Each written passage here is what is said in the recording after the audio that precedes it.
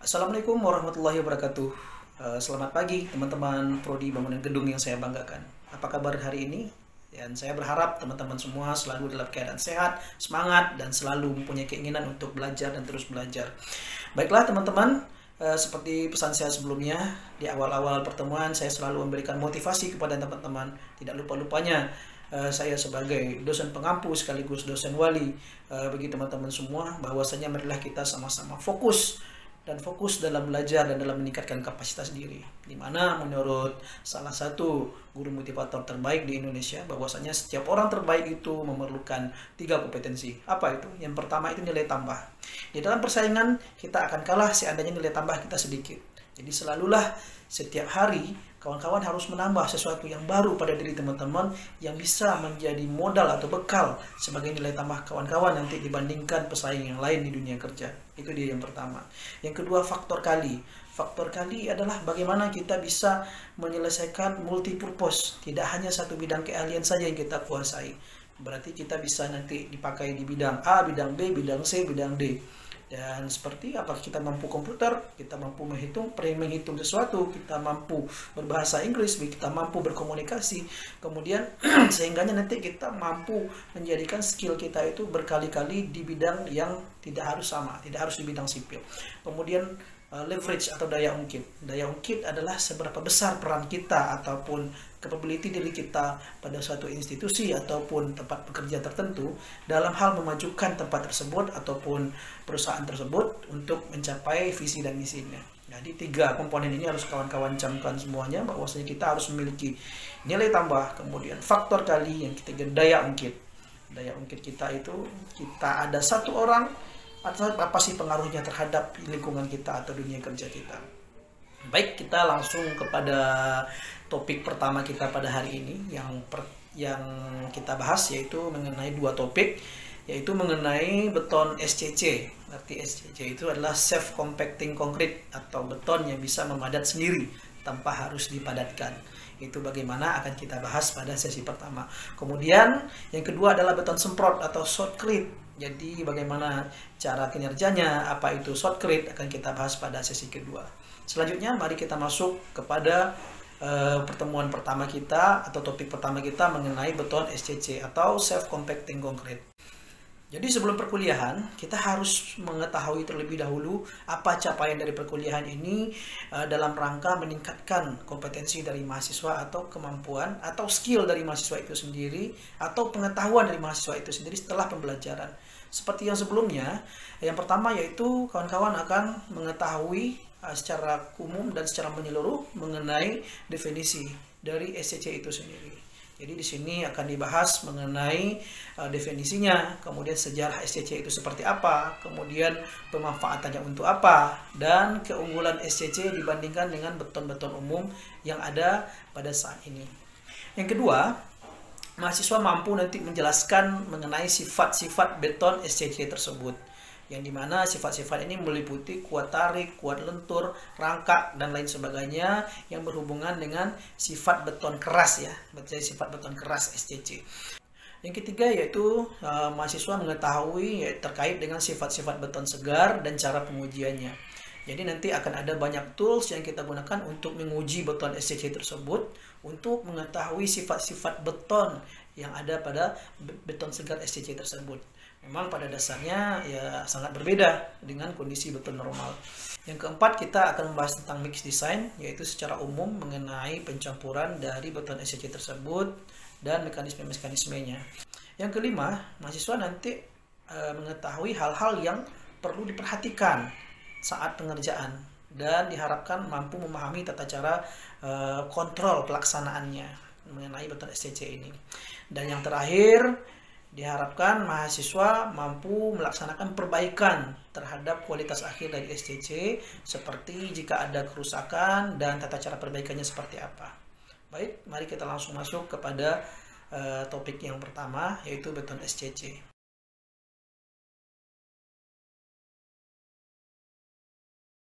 Baiklah teman-teman semuanya, sebelum kita mengenal beton SCC lebih lanjut, kita sebaiknya mengenal dulu siapa sih yang telah menemukan beton SCC ini, yaitu Profesor Dr. Hajime Okamura itu dari Jepang ya, di mana beliau mengembangkan beton SCC ini pada tahun 1986 di Jepang.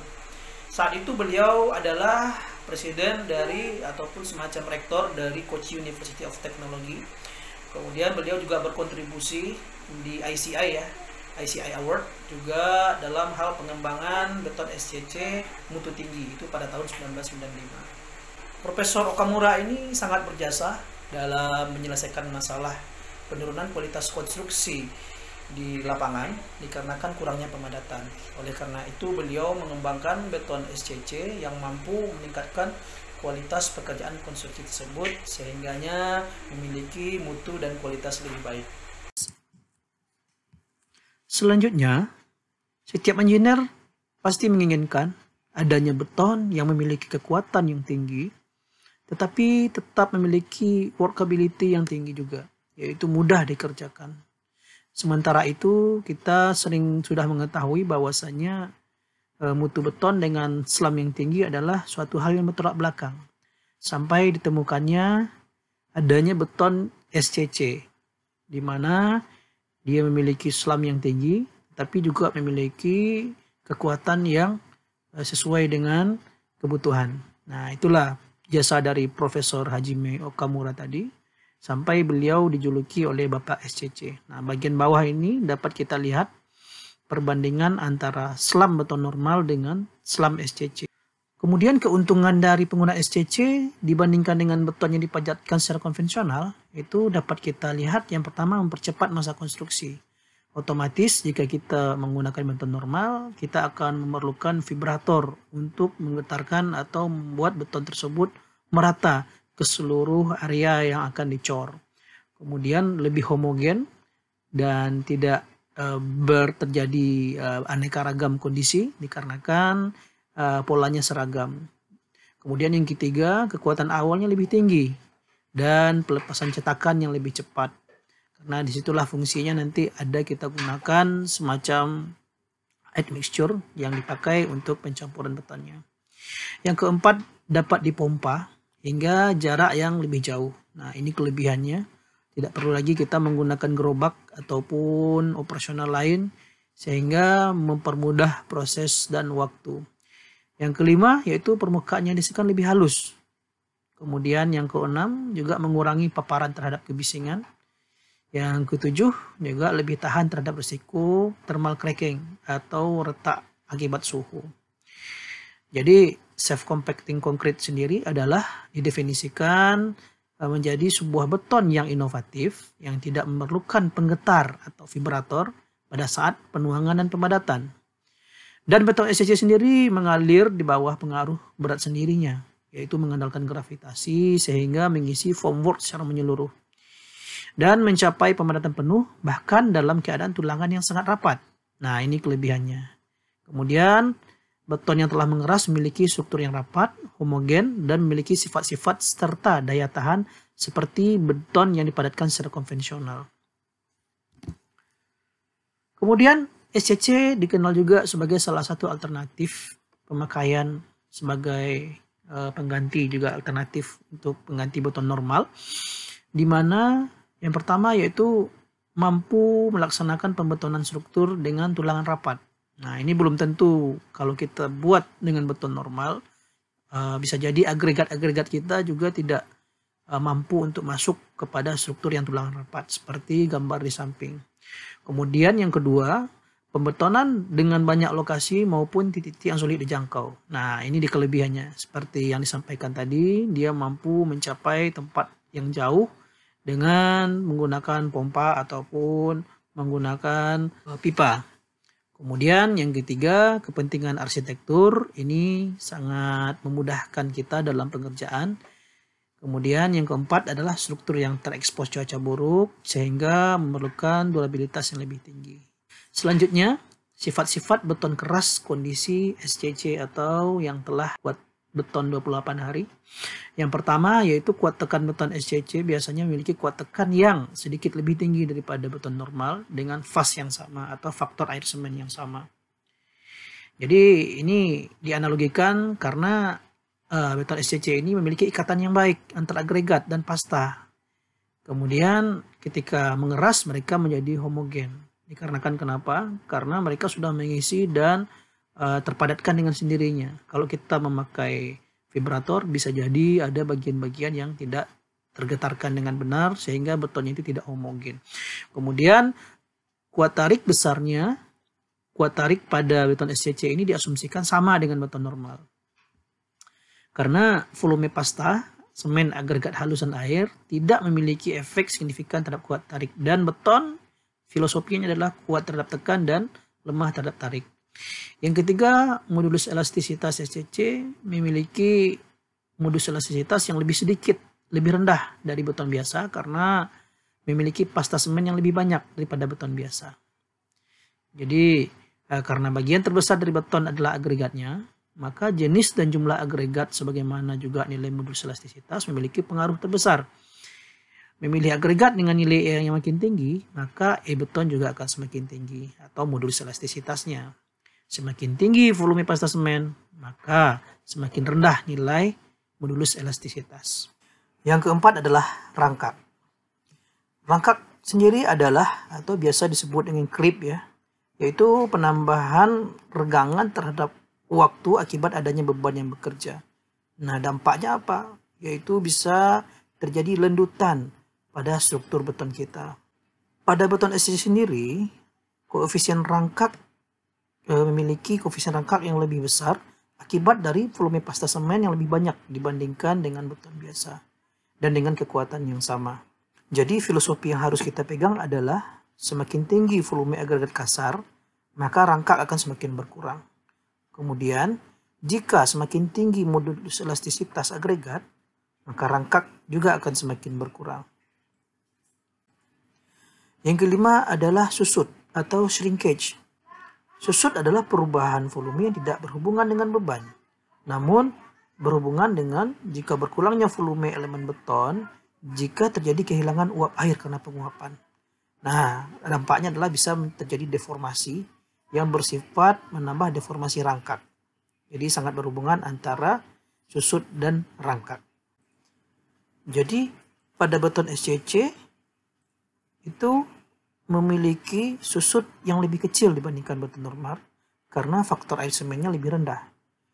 Dan filosofinya adalah semakin tinggi volume agregat, maka susut akan semakin berkurang. Kemudian, semakin tinggi nilai modulus elastisitas, maka susut juga akan semakin berkurang.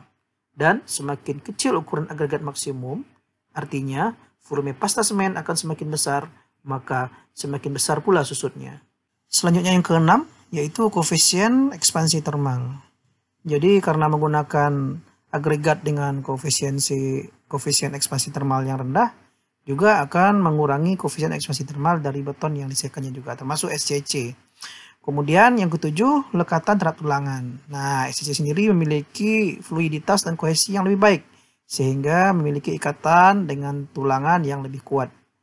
Kemudian yang kedelapan yaitu kapasitas geser, di mana pada bidang pengecoran permukaan SCC yang telah mengalami pengerasan lebih halus dan impermeabilitas ataupun tidak tembus air.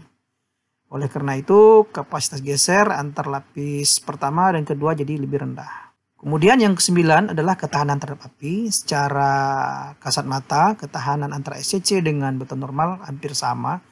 Namun jika menginginkan ketahanan terhadap api, kita bisa menggunakan serat polipropilin. Jadi ini digunakan untuk menahan ketahanan terhadap api.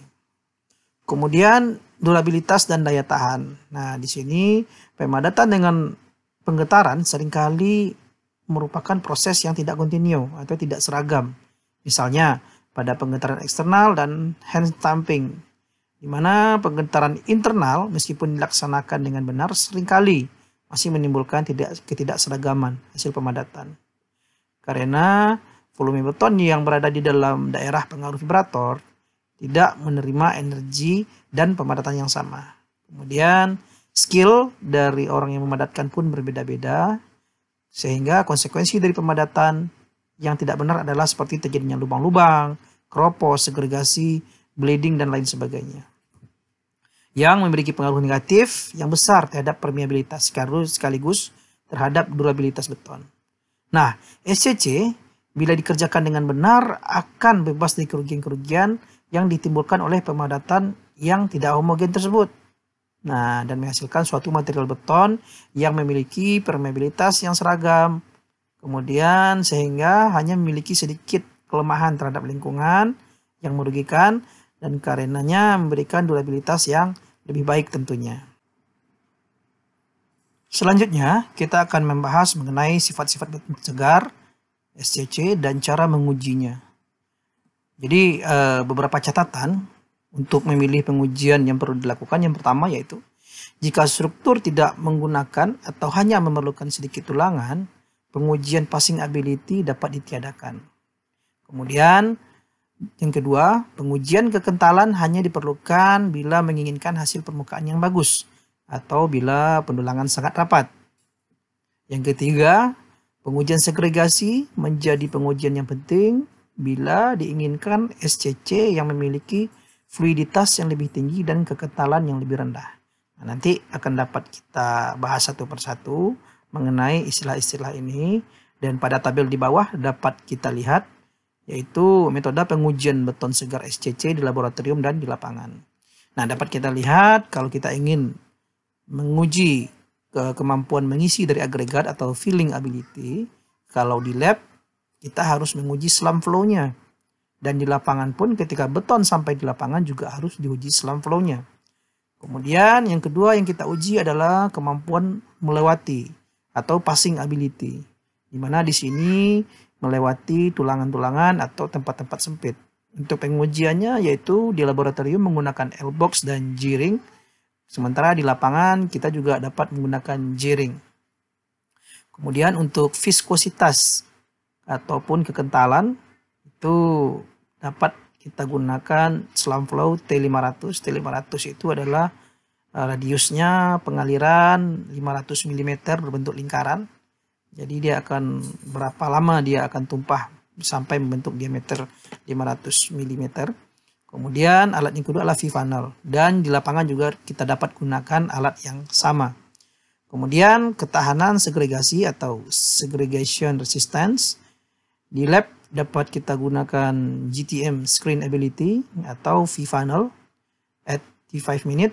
Kemudian juga di lapangan dapat kita gunakan alat yang sama. Dan sebagian besar di alat-alat ini sudah ada di laboratorium kita dan sudah kita buatkan khusus untuk riset. Dan nanti dapat kita coba pada lain kesempatan. Kemudian kita akan bahas satu persatu, yaitu yang pertama yaitu daya alir. Nah, yang dimaksud daya alir ini adalah bagaimana cara beton itu mengalir ketika kita letakkan atau mencabut selamnya. Jadi kita akan melihat daya alirnya. Jadi di sini daya alir tersebut akan makin tinggi jika penggunaan super plasticizer juga akan semakin tinggi. Dia berbanding lurus. Jadi super plasticizer ini adalah salah satu admixture yang digunakan pada beton SCC. Daya alir seringkali dinyatakan dengan slump flow. Nah, slump flow yang terlalu tinggi akan menyebabkan segregasi atau terpisahnya agregat dari pasta. Jadi di bawah ini adalah acuan untuk pembagian slump flow berdasarkan tujuan penggunaan. Nah, di sini ada kategori SF1. Nilai slump flow-nya 550 mili sampai 650.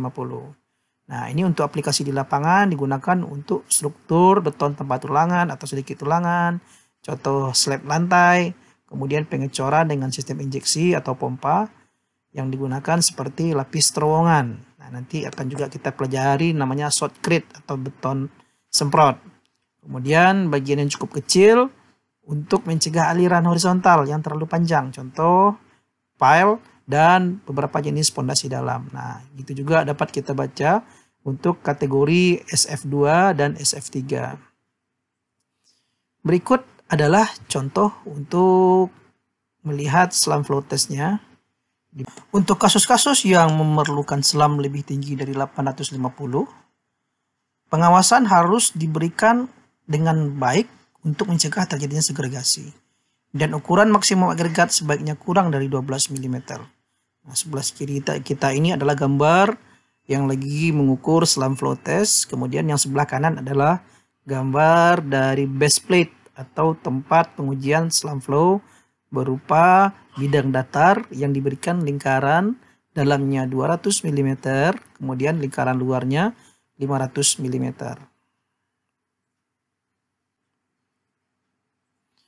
Selanjutnya yaitu kekentalan. Jadi nilai dari hasil pengujian tidak secara langsung mengukur kekentalan SCC, tapi masih berhubungan dengan kekentalan tersebut, yaitu dengan mendeskripsikan kecepatan alir.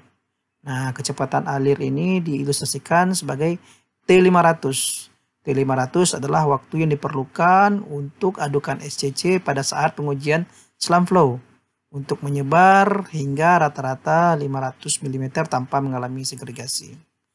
Gambar di kanan kita adalah salah satu alat yang digunakan juga untuk menguji kekentalan, yaitu V-funnel dengan bentuk seperti V yang digunakan untuk pengujian beton SCC. Kemudian, klasifikasi kekentalan dan aplikasinya. Di sini kita dapat melihat klasifikasi kekentalan dan aplikasinya, di mana kategori ini dibedakan menjadi dua jenis, yaitu VS1 atau VF1. Nah, di sini ada komposisi T500-nya kecil dari 2 detik, kemudian dari V-funnel juga kecil dari 8 detik. Nah, ini memiliki kemampuan, keuntungan, dan kerugiannya.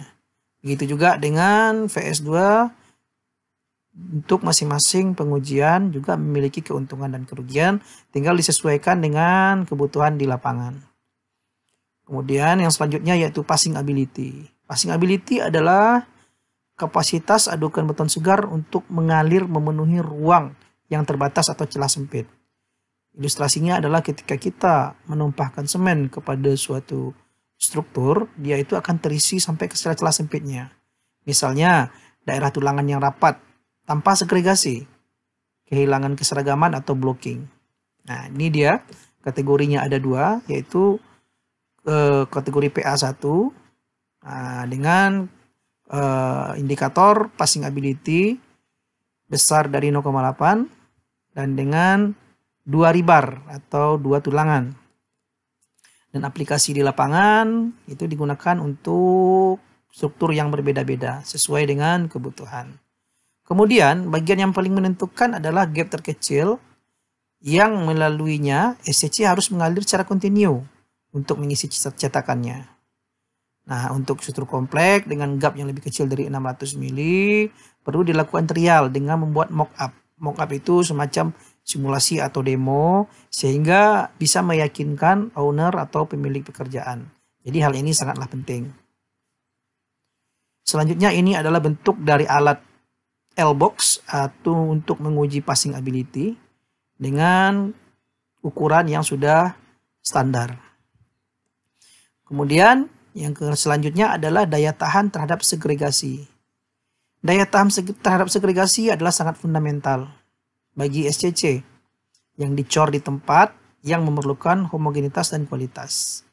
Pengujian daya tahan segregasi tidak selalu harus dilakukan, kecuali, nah ini perlu digarisbawahi, jika menggunakan SCC dengan kategori slam flow yang lebih tinggi atau dengan kategori kekentalan yang lebih rendah. Penting diketahui bahwa penggunaan super plasticizer yang makin tinggi akan dapat mengurangi daya tahan segregasi. Nah, jadi admixture harus bijak-bijak dalam penggunaannya. Jadi di sini ada dua klasifikasi daya tahan, ada kategori SR1 dan SR2. Di mana daya tahan segregasi untuk SR1 kecil sama dari 20. Aplikasi di lapangan adalah untuk slab tipis dan pengecoran vertikal dengan jarak pengaliran kurang dari 5 meter. Dan untuk yang SR2 yang kecil dari 15 digunakan untuk pengecoran vertikal dengan jarak pengaliran lebih dari 5 meter dan gap besar dari 80 mm. Nah, ini adalah bentuk pengujian segregasi di lapangan. Selanjutnya, contoh penggunaan spesifikasi. Nah, ini untuk informasi saja. Tabel di bawah hanya mengemukakan parameter-parameter dasar saja dan kategori hasil pengujian yang dapat menjadi salah satu bahan pertimbangan dalam penerapan di lapangan. Bagian di bawah belum memperhitungkan kondisi batas, bentuk geometrik elemen, metode pengecoran, karakteristik material, yang digunakan dalam pencampuran beton. Jadi masih banyak elemen-elemen lain yang belum diperhitungkan. Ini secara garis besar dapat kita lihat di bawah. Nah, ini perlu didiskusikan ya sebelum mengambil keputusan terhadap spesifikasi akhir. Nah, ini contohnya sifat-sifat SCC untuk berbagai penggunaan berdasarkan penelitian. Nah, ini penelitian. Jadi di sini ada beberapa dari segi kekentalannya ya. Dapat kita lihat untuk pemanfaatannya untuk apa, slump flow-nya seperti apa. Kemudian ini pemanfaatannya untuk apa. Ini ada dibagi 3 kategori berdasarkan penelitian. Ini di tahun 2003. Selanjutnya syarat-syarat material penyusun beton SCC. Jadi yang pertama kalau untuk semen itu hampir semua semen dapat dipakai. Kemudian untuk agregat kasar, persyaratan agregat kasar hampir sama dengan beton normal. Hanya ada beberapa hal yang harus diperhatikan. Yang pertama agregat ringan yang dapat digunakan dalam SCC harus diperhatikan dan dicatat bahwasannya agregat dapat mengapung di permukaan. Jika kekentalan pasta rendah, hal ini mungkin tidak terdeteksi oleh pengujian daya tahan segregasi. Kemudian ukuran maksimum agregat ditentukan oleh jarak antar tulangan agar tidak ada terjadi blocking atau penahanan agregat kasar oleh tulangan. Kemudian untuk mengetahui hal ini perlu dilakukan pengujian passing ability. Selanjutnya untuk ukuran maksimum agregat dibatasi antara 12 sampai 20 mm. Kemudian semakin bulat bentuk permukaan agregat, semakin baik adukan yang terjadi. Karena semakin kecil kemungkinan terjadi blocking dan berkurangnya gesekan internal sehingga aliran dapat semakin cepat. Selanjutnya agregat halus dipersyaratkan hampir sama dengan beton normal. Perbedaannya terletak pada lebih banyaknya kandungan agregat halus dan jadi lebih halus ukurannya dibandingkan dengan agregat beton normal.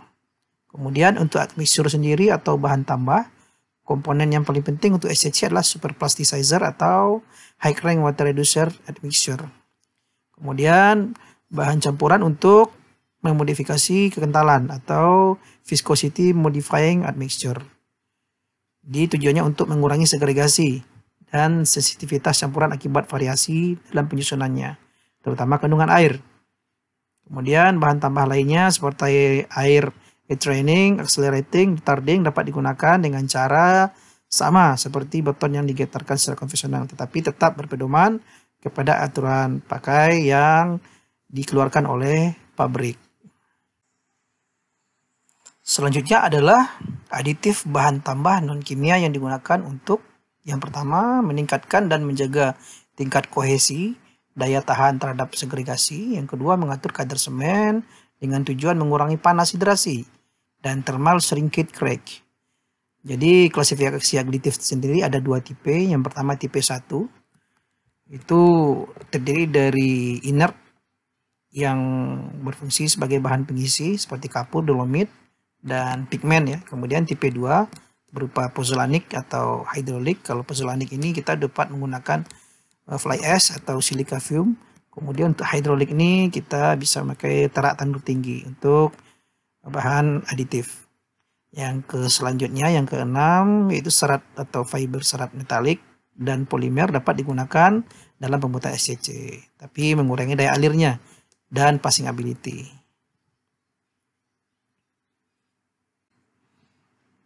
Selanjutnya kita masuk kepada subbab make design yang selanjutnya untuk SCC. Jadi di sini agar dapat dicapai sifat-sifat adukan segar SCC yang diinginkan, maka harus ada hal-hal yang harus kita perhatikan secara seksama. Yang pertama yaitu fluiditas dan kekentalan pasta disesuaikan dan diseimbangkan melalui pemilihan dan perbandingan yang akurat. Jadi kuncinya adalah pencapaian filling ability, passing ability, dan daya tahan terhadap segregasi. Kemudian yang harus diperhatikan juga untuk mixation-nya adalah yaitu kontrol kenaikan temperatur. Nah, jadi thermal shrinkage crack dan kekuatan kandungan agregat termasuk agregat halus diperbolehkan untuk mengandung aditif tipe 1 dan 2. Kemudian pasta. Pasta adalah sarana bagi penggerakan agregat. Oleh karena itu volume pasta harus lebih besar dari volume rongga pada agregat, sehingga semua partikel agregat secara individual dilapisi oleh lapisan pasta secara menyeluruh. Kemudian rasio agregat kasar terhadap agregat halus harus dikurangi, sehingga partikel agregat kasar individual dilapisi mortar secara menyeluruh. Kemudian prinsip-prinsip tersebut di atas menghasilkan beton yang jika dibandingkan dengan beton biasa akan memiliki perbedaan dalam beberapa hal. Yaitu yang pertama, kandungan agregat kasar akan lebih rendah ya, karena memang pemakaiannya dikurangi. Kemudian kandungan pasta semen lebih tinggi, kemudian rasio air dan powder yang rendah. Kemudian penggunaan super plasticizer yang lebih banyak, dan dapat pula menggunakan viscosity modifying admixture. Itu adalah prinsip-prinsip membedakan mix design pada beton normal dengan beton SCC. Dasar mix design biasanya menggunakan volume sebagai parameter kunci. Ya, jadi sangat penting untuk mengisi rongga-rongga di antara partikel agregat. Nah, secara aturan tidak ada standar khusus untuk mix design SCC, dan beberapa institusi akademik, produsen, kemudian ready mix, serta beton pracetak dan kontraktor biasanya mengembangkan perbandingan komposisi mereka sendiri, asalkan sesuai dengan spek. Dan pada saat ini Kementerian PUPR sendiri melalui Direktorat Jenderal Bina Marga juga membuat standar sendiri terkait SCC yang digunakan untuk bidang jalan. Dan beberapa pustaka tentang mix design dapat ditemukan dalam beberapa referensi, yaitu sebagai berikut. Ini adalah tabel untuk rentang umum kandungan unsur-unsur SCC berdasarkan berat volume, ya, berdasarkan berat dan volumenya. Perbandingan ini tidak bernilai mutlak, dan dalam kasus-kasus tertentu salah satu unsur pembentuk SCC dapat berada di luar rentang ini. Ini hanya standar saja, rentang umum campuran SCC, di mana komponennya terdiri dari powder, pasta, air, agregat, kemudian rasio air dan powder. Kemudian di sini juga rentang umumnya berdasarkan massa, kilogram per meter kubik. Kemudian untuk berdasarkan volume dapat juga dihitung berdasarkan liter per meter kubik. Untuk mix design sendiri, itu prosedurnya ada beberapa tahapan, dimulai dari menentukan performa beton berdasarkan spesifikasi yang diinginkan oleh owner, kemudian memilih material penyusunnya, selanjutnya membuat komposisi mix design. Kemudian setelah membuat komposisi, kita mencoba mengecek performa melalui pengujian di laboratorium. Jika tidak memuaskan, maka kita lakukan modifikasi dan evaluasi terhadap material alternatif sampai dipenuhi spesifikasi yang diinginkan oleh owner. Jika itu sudah memuaskan, maka lakukan pengecekan dan penyesuaian performa melalui trial di lapangan dan di tempat pengadukan. Nah, kemudian jika performa yang diharapkan tidak terjadi atau tidak memuaskan, campuran dapat didesain ulang tergantung pada permasalahan yang muncul. Nah, jadi satu dari beberapa tindakan di bawah ini dapat diambil. Yang pertama yaitu kita sesuaikan kembali rasio antara semen powder dan rasio air powder. Dan kita uji kembali daya alirnya menggunakan slump flow dan sifat pasta lainnya. Kemudian coba berbagai macam aditif. Jadi ada beberapa aditif yang mungkin bisa kita gunakan untuk memodifikasi sampai mencapai standar yang diinginkan. Kemudian sesuaikan komposisi agregat halus dengan dosis super plasticizer. Kemudian pertimbangkanlah kemungkinan menggunakan visco modifying agent untuk mengurangi sensitivitas adukan. Kemudian sesuaikan komposisi dan gradasi agregat kasar. Ini adalah salah satu tools seandainya kita mengalami permasalahan pada saat pencampuran yang tidak sesuai dengan standar atau spek yang sudah diatur. Selanjutnya kita masuk kepada hal-hal yang perlu diperhatikan pada saat pelaksanaan. Jadi ada beberapa hal yang membutuhkan perlakuan berbeda dari beton biasa. Nah, kita harus mengingat bahwasanya beton SCC itu jauh berbeda daripada beton biasa. Di mana di sini vibrasi atau penggetaran untuk SCC biasanya tidak diperlukan. Selain itu, penggetaran akan menyebabkan settlement atau penurunan yang signifikan daripada agregat kasar. Jika kepadatan yang diinginkan tidak tercapai, beton harus dicek kesesuaiannya dengan spesifikasi terlebih dahulu. Jika ternyata telah sesuai tetapi kepadatan penuh tetap belum tercapai, pertimbangan untuk merubah spesifikasi dapat dicapai. Tetapi jika ada beberapa jenis pekerjaan di mana kontrol yang akurat dan penggetaran ringan mungkin diperlukan, seperti yang pertama yaitu pada beberapa struktur tertentu, di mana untuk formwork dapat menyebabkan udara terperangkap pada lokasi tertentu atau terjadinya gelembung oksigen. Hal ini dapat ditangani dengan pemadatan manual atau lokal pada area tersebut. Jadi tidak harus semua kita getarkan, cukup pada area tertentu saja. Kemudian pada slab, terutama yang menggunakan SCC dengan kelas slam flow yang rendah, mungkin memerlukan tamping ringan atau skid bar yang bergetar dengan lembut untuk meratakan permukaannya agar terbebas dari tonjolan agregat kasar yang timbul. Kemudian hal-hal yang diperhatikan pada saat pelaksanaan lainnya adalah waktu pengecoran yang tertunda. Jika permukaan SCC yang telah dicor sebelumnya telah menimbulkan kerak atau kaku sehingga nantinya cold joint atau cacat permukaan dapat terbentuk. Ya. Jadi ada perbedaan waktu pengecoran. Kemudian selanjutnya ialah curing permukaan atas SCC dapat mengering dengan cepat karena jumlah pasta semen yang lebih banyak, rasio air agregat halus yang lebih rendah, dan kurangnya air akibat bleeding di permukaan beton.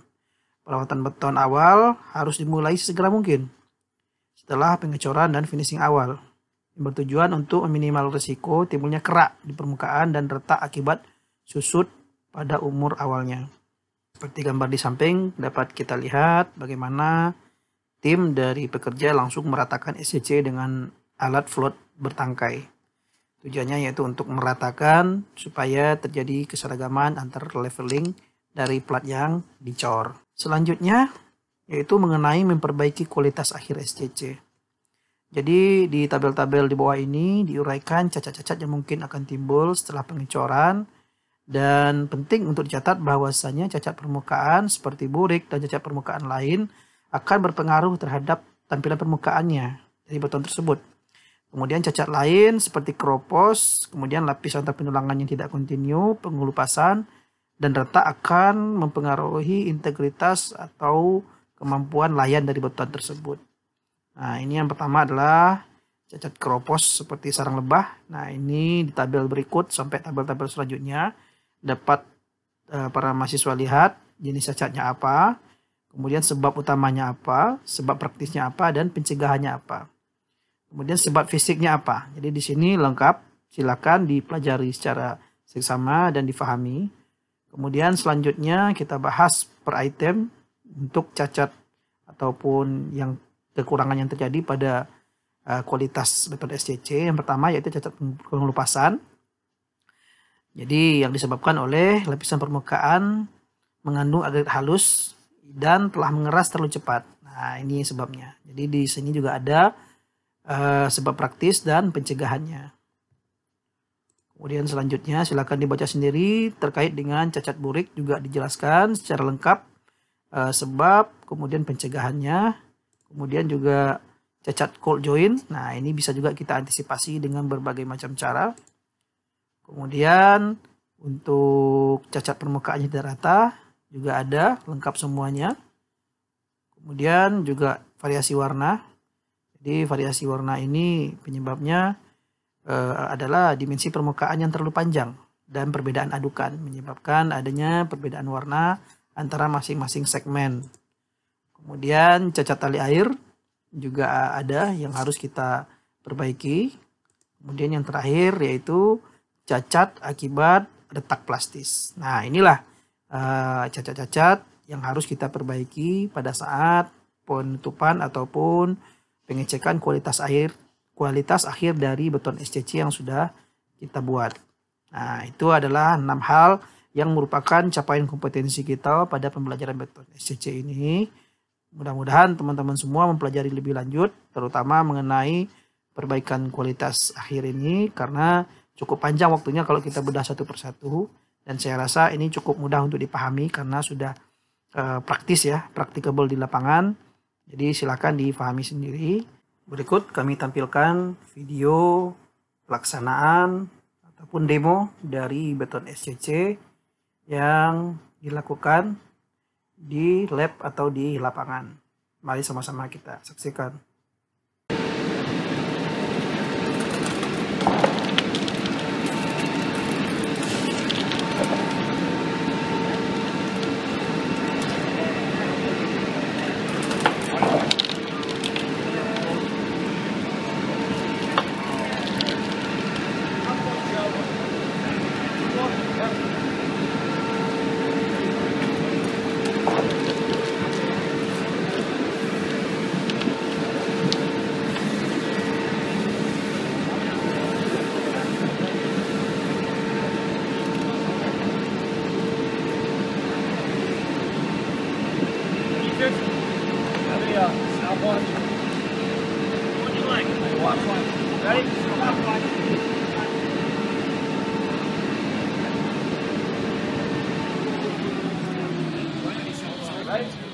Watch the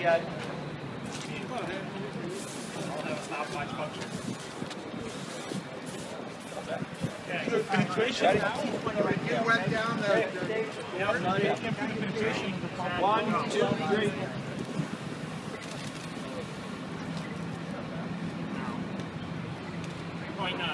.9. Very good. Okay. Pretty good, actually. Now we'll come over here and we'll do a sample on the J-ring and you can see the difference. Okay? This mixture was right on the edge. You really can't see it in the VSI, but it was on the edge. Okay, and we're going to pull it back a little bit with viscosity modifying admixture. Take a measurement. Yep. 28. Yeah. What was it again? 3.9. 3.9. 3.9 and 28. 28 inches of spread, so 700 millimeters of slump flow. PSI is excellent. Probably 0. Looks good. PSI 0 to 1. Okay. So now we'll go ahead and do the J-ring test. You guys want to bring that concrete around over here? As soon as the cone is pulled.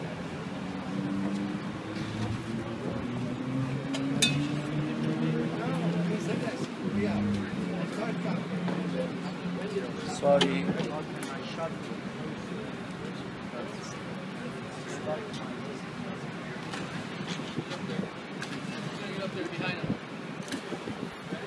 Water, clean out water.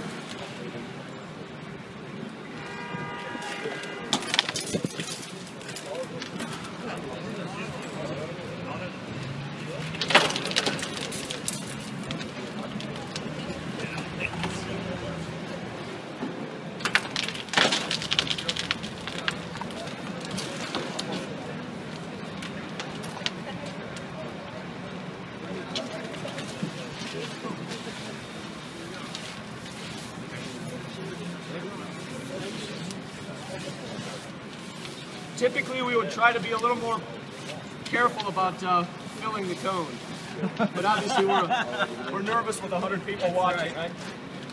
Ready, set, go.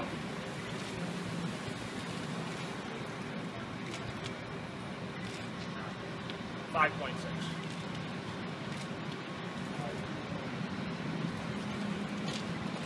3.9 to 5.6. A little thicker.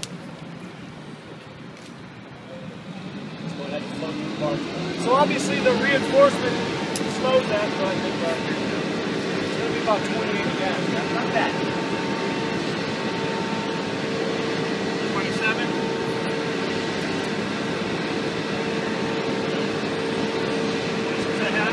So it's right about 26 and 3.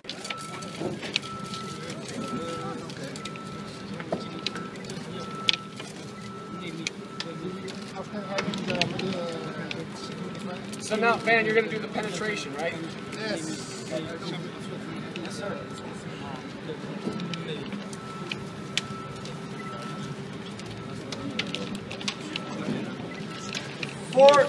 For some of the people that have been up front the whole time, can you some of the others in the back actually want to get up and see. Can you let them move in if they want to?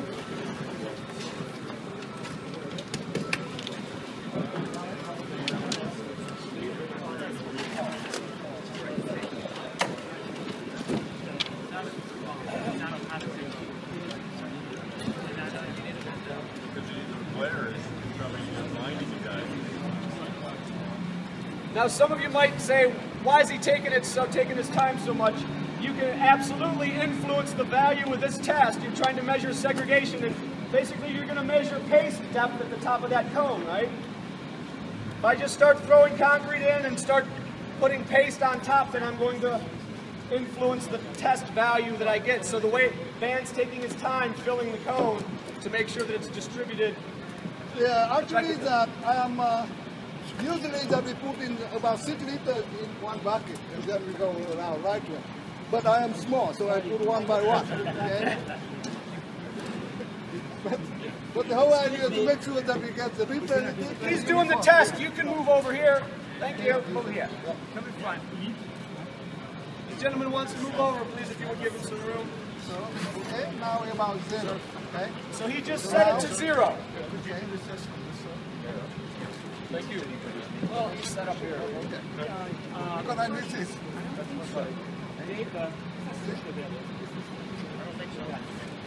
So how much is that? Right now, about 7 millimeters. So it's stable mix. Okay. It's not long. It's not sink anymore. Okay. Even now we put more water inside. We sink now, and then we are in trouble. So how long are you supposed to wait after you fill the cone out? We need a 30 seconds. 30 seconds. But usually, if it's unstable, within 30 seconds, it already stopped. Okay? For example, for example, this now actually that is it already stopped. Without it, you don't make vibration, it will stop there. Right now, about 7 millimeters, still the same. Okay? But, of course, if we have segregation, we will keep continuing going down until it reaches the coastal here. The later coastal gets then stopped. Okay? So what's the right track? The right now is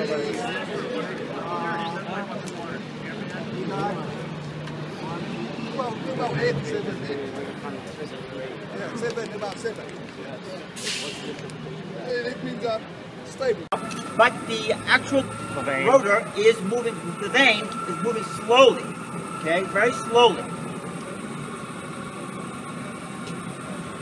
The whole test takes about what, a minute? Yeah. And what you're going to get now is a yield stress and a viscosity, and you see the plot of the curve. So we're going to look for the yield stress and the viscosity here. Bingham parameters. So you get the actual plot of the shear rate versus shear stress curve. It does an interpolation at 0 shear rate, and that gives you the yield stress at 0 shear rate. Okay. And it looks like the viscosity, yield stress is 3.7 and 3.7 and 42.5 viscosity. 42.5 for the viscosity. 42.5. Okay. So we're going to keep those numbers in mind.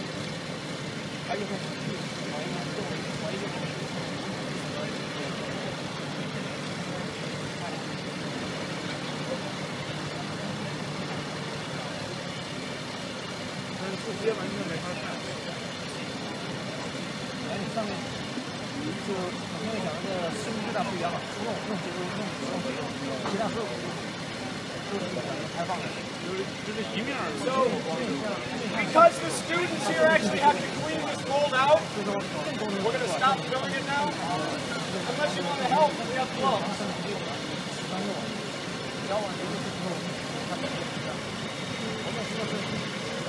We're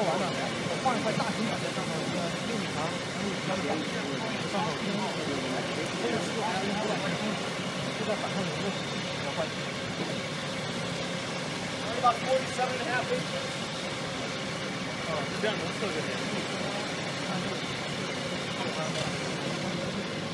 45.5 inches.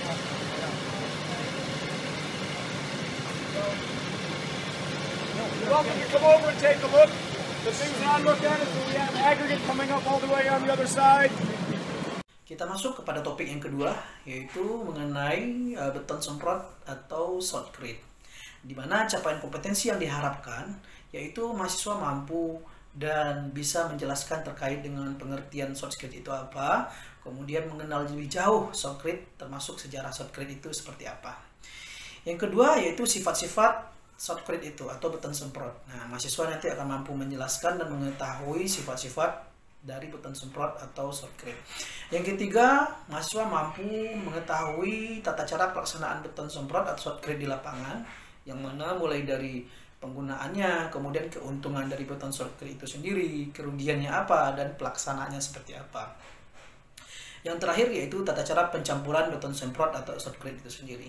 Baiklah, mari kita lanjutkan seperti pada paparan berikut ini.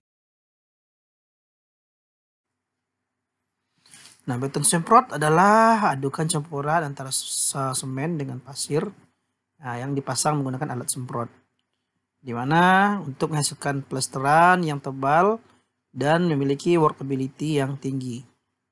Dan semen dan pasir ini dialirkan dengan tekanan yang tinggi ke dalam instalasi pipa dengan ujung yang disebut nozzle, itu ke tempat pengecoran. Untuk beton yang dibuat ini tinggi karena digunakan untuk penggunaan khusus. Jadi banyak sekali pemanfaatan dari beton semprot ini yang digunakan terutama untuk lazim digunakan pada perkuatan tebing, terowongan, dan lain sebagainya. Kemudian agregat pun harus bermutu baik, karena beton semprot dapat dikategorikan sebagai beton berkinerja tinggi. Besar butiran maksimum harus kecil mungkin agar bisa melewati ujung nozzle tersebut. Nah, untuk keperluan tertentu, beton semprot tidak menggunakan agregat kasar, hanya mortar saja, dan bahan tambah atau mixture, baik kimia maupun mineral.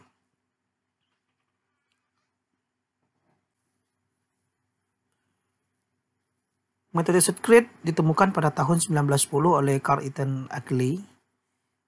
Jadi, shotcrete atau beton semprot merupakan paduan antara adukan semen dan beton ataupun semen dengan pasir yang dilewatkan menggunakan alat penyemprot yang disebut dengan gun dan ditembakkan dengan kecepatan yang tinggi pada permukaan dinding, umumnya pada terowongan. Adukan yang relatif kering umumnya digunakan sehingga mampu menyangga berat sendiri bahkan pada aplikasi tebing yang bersifat vertikal. Pada pembuatan beton semprot, sifat yang paling dominan adalah workability yang tinggi. Workability adalah kemudahan pekerjaan, di mana beton dapat mengalir dengan mudah dan memadat dengan sendirinya, atau self-compacting concrete. Jadi, seperti yang disampaikan pada topik sebelumnya, shotcrete ini pun masuk bagian dari SCC. Sementara, di sisi lain harus berkekuatan tinggi, dan pada saat bersamaan, beton harus segera mengeras sesaat setelah dicor. terutama jika acuannya hanya terdiri dari satu sisi sebelah luar saja atau penahannya bagian luar saja, sehingganya beton tersebut harus cepat kering. Susut muai dan krip agak tinggi pada proses pengeringan beton, tetapi sifat lainnya hampir sama seperti beton mutu tinggi pada umumnya. Ini adalah gambar di samping, gambar komplit ya, dari pemasukan material, kemudian hasilnya berupa cairan shotcrete-nya, beton shotcrete, kemudian ada kompresor, kemudian sampai nanti ditembakkan melalui pipa atau selang dan dikeluarkan di mulut nozzle untuk ditembakkan ke dinding baja beton bertulang. Kemudian penggunaan beton semprot atau shotcrete. Penggunaan beton shotcrete yaitu untuk konstruksi yang tidak memerlukan cetakan pada dua bidang beton, misalnya untuk terowongan, kanal ukuran besar, plasteran dinding, perkuatan tebing, dan lain sebagainya. Yang kedua yaitu untuk mengisi beton ke dalam rongga-rongga pada suatu struktur yang tidak dapat dikerjakan dengan cara biasa. Ini harus menggunakan material yang mampu masuk ke dalam celah-celah tersebut dan mengisi rongga-rongga yang ada di dalamnya, biasanya untuk tulangan-tulangan yang rapat. Kemudian yang ketiga untuk perbaikan bidang-bidang tertentu yang tidak dapat dicapai dengan cara biasa, antara lain dengan cara grouting. Kemudian metode shotcrete memberikan beberapa keuntungan. Keuntungan ini yang pertama adalah rongga-rongga pada permukaan akan terisi. Kemudian pengikatan baik antara bahan yang dipakai dengan permukaan yang dikerjakan. Kemudian menekan biaya pemasangan backcasting dan pembesian, karena sifatnya beton ini cepat kering dan langsung bisa memikul beban. Kemudian menyangkau bidang kerja yang sulit untuk dijangkau, jadi fleksibel. Kemudian selanjutnya pelaksanaan beton semprot. Teknik pelaksanaan shotcrete dibedakan menjadi wet mix dan dry mix, dan keduanya mempunyai persyaratan tertentu baik dalam hal pelaksanaan maupun alat yang digunakan. Teknik dengan mix sering kali disebut dengan istilah gainet. Di kelemahan shotcrete ini juga ada bahwasanya metode ini memerlukan peralatan yang relatif mahal, karena memang ada banyak peralatan yang kita gunakan dari pengolahan sampai nanti proses spraying ataupun semacam pengecoran dengan cara spray ya. Kemudian terjadi rebound, kemudian pembuaziran bahan bakar atau bahan material yang banyak yang terbuang, terutama pada saat penyemprotan, dan perlu tenaga operator yang terlatih dan berpengalaman. Ini adalah bagian dari satu mekanisme proses spraying yang digunakan pada pengecoran shotcrete. Selanjutnya, pada pelaksanaan pekerjaan shotcrete diperlukan beberapa tahapan dan persiapan, yaitu terdiri dari persiapan permukaan, di mana bidang material yang akan kita lakukan pengecoran dibersihkan dulu, dan material lain yang menyebabkan ikatan shotcrete melemah, kemudian meratakan permukaan bidang kerja. Untuk mencegah terkena semprotan, maka bagian tepi dan bagian tengah harus dilindungi sedemikian rupa. Bersihkan material yang menyebabkan shotcrete terlepas ketika ditembakkan. Dan arahkan aliran air bila dijumpai supaya shotcrete tidak rusak akibat aliran tersebut. Jadi usahakan tempat kita itu benar-benar steril dan tidak terjadi kelongsoran di sana. Yang kedua, pembuatan drainase. Pemasangan pengaman semua komponen drainase yang tertera dalam gambar ataupun yang diminta direksi pekerjaan di lapangan. Nah, ini lebih ke pelaksanaan di lapangan. Jaringan drainase ini harus mencakup drainase strip yang terbuat dan geotekstil non-woven. Jadi bahannya adalah dari geotekstil, pipa PVC untuk lubang sulingan. Jadi harus terpasang sebelum konkrit ditempatkan. Kemudian pemasangan wire mesh. Wire mesh ini semacam perkuatan tarik atau pengganti besi yang mana ditancapkan dengan paku sesuai dengan bidang miring tanah sebelum dilakukan pengecoran dengan shotcrete. Jadi dengan adanya wire mesh diharapkan shotcrete lebih kuat sebagai penutup galian atau mengurangi atau meniadakan kemungkinan terjadinya retakan. Kemudian proses penyemprotan shotcrete dimulai dari penyemprotan shotcrete dilakukan dari bawah ke atas untuk mencegah terjadinya rebound yang berlebihan. Arahkan nozzle jarak 60 sampai 100 cm berulang-ulang sehingga tercapai ketebalan dan kepadatan yang diperoleh secara maksimum. Tulangan pun harus dipastikan bersih dan shotcrete ditempatkan di belakang tulangan sehingga dicegah terjadinya rongga atau penumpukan pasir kosong. Dan seterusnya sampai nanti pekerjaan shotcrete yang diaplikasikan untuk perbaikan struktur diperlukan mutu bahan yang konsisten. Nah, selanjutnya perawatan atau curing. Jadi shotcrete yang telah ditempatkan harus dijaga kelembabannya paling tidak selama 7 hari. Kemudian perawatan dengan air, yaitu pemberian air diatur sedemikian rupa. Kemudian pembasahan dilakukan yang tidak teratur sehingga shotcrete mengalami kering basah selama masa curing tidak diperbolehkan. Jadi intinya pembasahan itu harus teratur karena jika tidak akan terjadi kering basah di sana. Kemudian perawatan dengan membran, nah, bisa juga dipakai. Jadi curing compound tidak boleh digunakan pada permukaan yang akan menerima shotcrete baru, kecuali bila permukaan tersebut dibersihkan menggunakan sandblast. Ini lebih ke metode konstruksi tapi tidak apa-apa. Kita coba beri pengetahuan awal saja dulu. Jadi di lapangan mudah-mudahan kita dapat melihat bersama-sama. Kemudian untuk tata cara pencampuran, jadi standar pencampuran beton shotcrete mengacu kepada SNI 036811 tahun 2002 tentang spesifikasi standar pencampuran beton lunak tekan atau shotcrete. Nah, di sini kita masih mengacu kepada STM dan topik ini akan dibawa secara umum tentang pencampuran beton semprot. 3 istilah penting dalam definisi yang tercantum pada ASNI ini mengacu kepada ICI SCP-19 yang diulang sebagai berikut. Ya, itu ada 3 kondisi dari shotcrete. Yang pertama dry mix. Dry mix itu adalah beton tulang tekan dengan campuran kering. Kemudian shoot atau beton lunak yang terdiri dari adukan semen atau beton yang diarahkan dengan tenaga angin berkecepatan tinggi pada suatu permukaan, atau juga disebut dengan air blown mortar. Kemudian yang ketiga adalah wet mix concrete. Wet mix shotcrete maksudnya, yaitu beton lunak bertekanan dengan campuran basah. Jadi semua campuran untuk shotcrete termasuk air dicampur sebelum dimasukkan ke dalam selang penyemprot. Kemudian sebuah akselerator jika diperlukan biasanya ditambahkan pada nozzle. Selanjutnya ini adalah spesifikasi mengenai tingkatan campuran tambahan untuk shotcrete, di mana ada 2 metode. Yang pertama yaitu metode dry mix method atau campuran kering. Itu bisa menggunakan 6 tingkat daripada admixture. Kemudian wet mix method atau metode campuran basah. Wet mix method ini ada 7 macam tingkat yang bisa kita gunakan. Selanjutnya untuk setiap tingkat di atas selanjutnya diklasifikasikan menurut di bawah ini, yaitu kalau kelas A adalah cairan, kalau kelas B itu bukan cairan. Nah, ini adalah tipe-tipe pencampuran.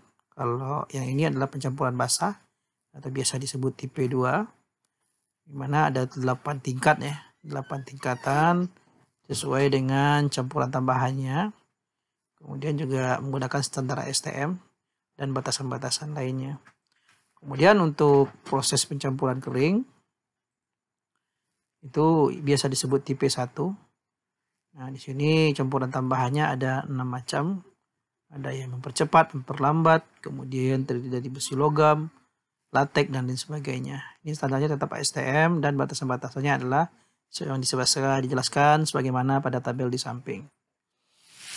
Nah, jadi untuk hal ini kita tidak mengkaji terlalu dalam ya, karena memang sangat cukup rumit dan membutuhkan macam-macam admixture, sehingganya membutuhkan keahlian tertentu. Jadi kita cukup mengenal saja dan tahu bagaimana cara penggunaannya dan sistemnya di lapangan. Nah, untuk selanjutnya hal yang harus kita perhatikan adalah pada awalnya shotcrete terdiri dari sistem dry mix saja. Kemudian seiring berkembangnya muncullah sistem wet mix atau yang basah. Dibuatnya sistem ini karena merupakan jawaban dari persoalan debu. Kemudian perbedaan antara sistem wet mix dan dry mix terletak pada input mortarnya. Yang mana pada dry mix dicampur dulu pada ujung nozzle, sedangkan pada wet mix pencampuran dilakukan sebelum dimasukkan kepada alat penyemprot. Nah, ini adalah bentuk nozzle konkret. Kemudian ketentuan selanjutnya mengenai pencampuran dapat mengacu kepada SNI tersebut di bawah ini, yaitu SNI 03 strip 6811 strip 2002 tentang spesifikasi standar untuk campuran tambahan beton lunak tekan atau shot grade. Yang terdiri dari persyaratan bahan, komposisi, proses pencampuran, sampling, jumlah pengujian kembali, kemudian pemeriksaan spesimen, penolakan beton seandainya terjadi komplain, kemudian sertifikatnya seperti apa. Baiklah teman-teman semua, demikian perkuliahan kita pada hari ini. Semoga dengan materi mengenai beton SCC dan shot grade ataupun beton semprot dapat menambah kapasitas ataupun kompetensi dari kawan-kawan semuanya, sehingganya mampu menjadikan suatu nilai tambah atau skill baru pada diri teman-teman semuanya. Nanti ke depan kita akan usahakan untuk pengembangan pelaksanaan apa yang kita pelajari saat ini lebih lanjut di laboratorium. Kita harapkan di laboratorium kita dapat untuk melihat secara lebih real mengenai apa yang kita laksanakan atau pelajari pada hari ini. Demikian, terima kasih atas perhatian teman-teman semua. Saya akhiri dengan Assalamualaikum warahmatullahi wabarakatuh.